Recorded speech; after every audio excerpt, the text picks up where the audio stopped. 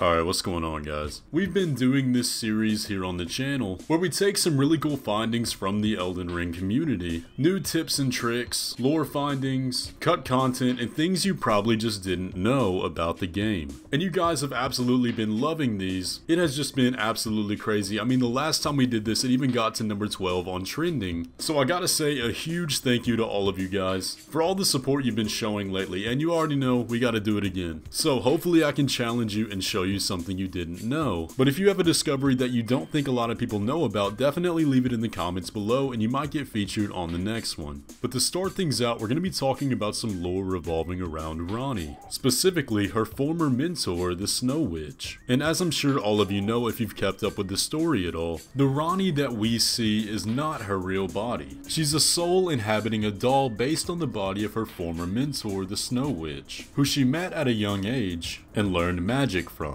But the identity of this witch is one of the biggest mysteries in the game, but we actually have a pretty big clue as to who or what she could be. Because tucked away in the village in Ranni's domain, the Moonlight Altar, are lots of these wraith callers. But did you know that Ranni's former master, likely named Ranni, was apparently one of these wraith callers? Because upon closer inspection, we can see that they too have the bluish skin, along with 4 arms. And we know that when we encounter Ranni under the guise of Ranni, she gives us a spirit calling bell oddly similar to the one that they use. And not to mention that we can find these guys all over Liurnia, so it's definitely worth some speculation when delving into Ranni's backstory. But while we're on the topic of the Moonlight Altar, we need to talk about how there's 2 moons, or at least there used to be, because the footage you're seeing right now is from the first week of release. But while I was trying to go back and get footage to get a closer look, it seems to have been changed. I tested this under several weather conditions and on multiple characters, so I'm not sure if this was a patch or when exactly this was changed, but I could not get that second moon to reappear no matter what I tried. But the topic of 2 separate moons has been the center of a lot of speculation recently, because while we could see the 2 moons in the Moonlight Altar, did you know that there were also 2 moons on the clock? There's an oddly creepy face of a full moon,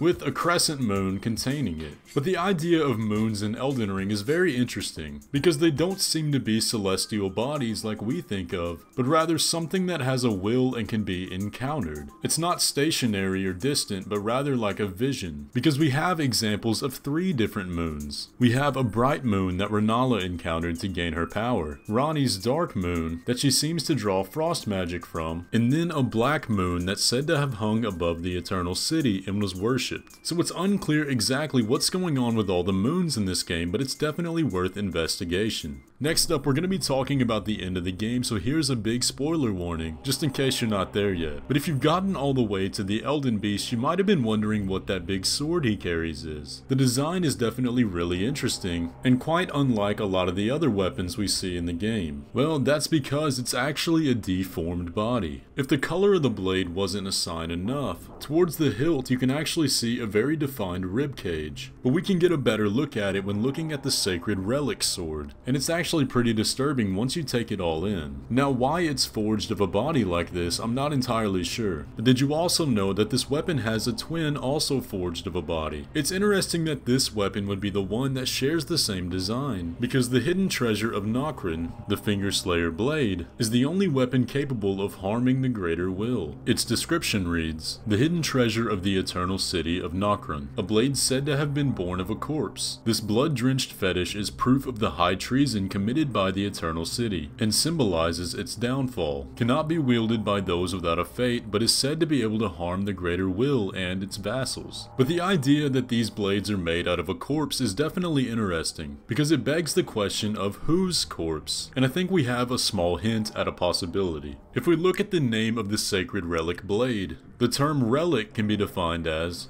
a part of a deceased holy person's body. So who are these holy people whose bodies are this powerful? If you've traipsed around the outskirts of the royal capital, you can find a lot of bodies of Leyndell soldiers and lots of wreckage from the Shattering War. But a while back a video was posted of this soldier that appeared to be grieving his fallen comrade. But it was later discovered that they're not grieving at all. If you get up close to these guys without triggering their aggro, you can actually hear them crunching and eating the pieces of their partners. So it's definitely a lot darker than just being sad. But you do have to ask, why exactly are the soldiers of the capital becoming cannibals? And honestly, I don't know. But it does take me back to a tweet we got a long time ago, back when they were posting screenshots every week to hype up the game. And this one read, "In the wake of the shattering, a blight claimed the mind of many a man and creature. Beware their chaotic frenzy." Now, while the soldiers do appear to be in some form of undeath, with their rotted skin and appearance, correct me if I'm wrong, but I don't believe any of the other ones are seen eating each other like this. So that's definitely an interesting find. This next discovery is one that I made a very long time ago, and made an entire video about. But at the time it was kind of a stretch, and we were really only working with that Summer Games Fest trailer. But did you know that a lot of Elden Ring's major themes and characters are inspired by Celtic and Welsh mythology? Now, I'm not going to rehash that entire video here, you're welcome to go watch it for yourself, and there is plenty of content there that I think I'm going to remake that video, and try to find a lot more connections now that we have the full game on our hands. But let me run you through some of the major connections. The setting of the game, The Lands Between, seems to be largely based on the Celtic Tir na nog, which is the home of their pantheon of gods. It's a land of eternal youth, where the gods live together and practice their crafts. Now, connecting the contents of the land would be kind of a reach, but it's how you get there that really cements the connection. One of the aspects in Elden Ring that really isn't touched on a whole lot is how our Tarnished got to the Lands Between, but it is mentioned in the game that we got there by crossing a sea of fog. Now, in order to get to Tir na nog, a person has to cross a massive sea of fog on a spirit horse. And one of the most interesting tales about this occurrence revolves around a man named Oshin, who was met by a maiden named Neve, who was in possession of a spirit horse, and together they took the horse across the Sea of Fog into Tir na nog.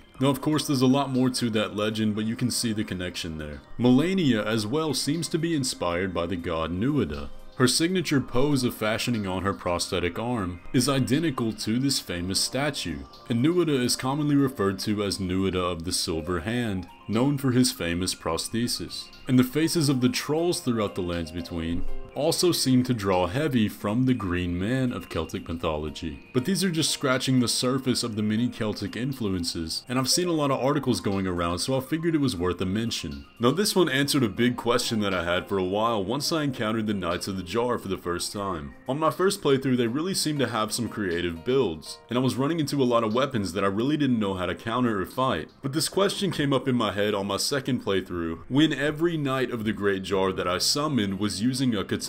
Even after I died and went back and the builds reset, it was all katanas. So I kept asking, how are these builds determined? Well, now we have an answer. Did you know that the builds of the Knights of the Jars that you fight are actually the people that completed the challenge? So that means if you beat all 3 Knights of the Great Jar, someone out there doing the challenge is now having to fight you. And I think that's really cool. Now, if you've also done the Fia's Champion boss fight, it works the same way. Aside from Lionel and Roger, all the other NPCs in the boss fight are determined by people that have subsequently beaten it. So it definitely explains why there were so many katana users. But for this next one, we're going back to the Elden Beast. And in the last video, we talked about its design for its coloration and the internal skeleton, and how it seemed to be inspired by the Laniakea supercluster. But today we're going to talk about the overall design. Why the Elden Beast appears to look like some big blob dragon thing. Well, that's because the Elden Beast is actually an amoeba. Now, in case you don't exactly know what an amoeba is, they're almost a type of cell or single cell organism that live in microbiomes. Now, amoebas come in all different shapes and sizes, but what's really interesting about amoebas compared to the Elden Beast is that oftentimes they're very parasitic. Now, if you know the lore of the Elden Beast, then you might be catching on here. The Elden Beast is a vassal of the Greater Will, an organism sent down to become the Elden Ring that lives inside the body of an Empyrean. So the Elden Beast definitely shares that parasitic nature, and also can take the form of many different shapes. So that's definitely a comparison we need to keep in mind when talking about the lore of this creature.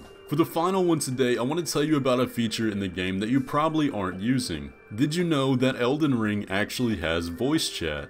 Now, I'm not exactly sure of the extent of how the voice chat in this game works, because I gotta be honest, I've never seen anybody use it. I was trying to do some duels with the voice chat enabled, but every time I went into somebody's world, I couldn't get it to activate, or the other person just didn't have it enabled or didn't know about it. And I've also heard reports that it doesn't work on PC. Now, I don't play on PC, so I can't verify that, but I can imagine if we started encouraging more people to turn on their voice chat, I think it would make for some really fun interactions, so that we don't have to use this made-up language of gestures and L2s just to communicate. But let me know if you've gotten voice chat to work before. I'd be really interesting to hear how that went for you.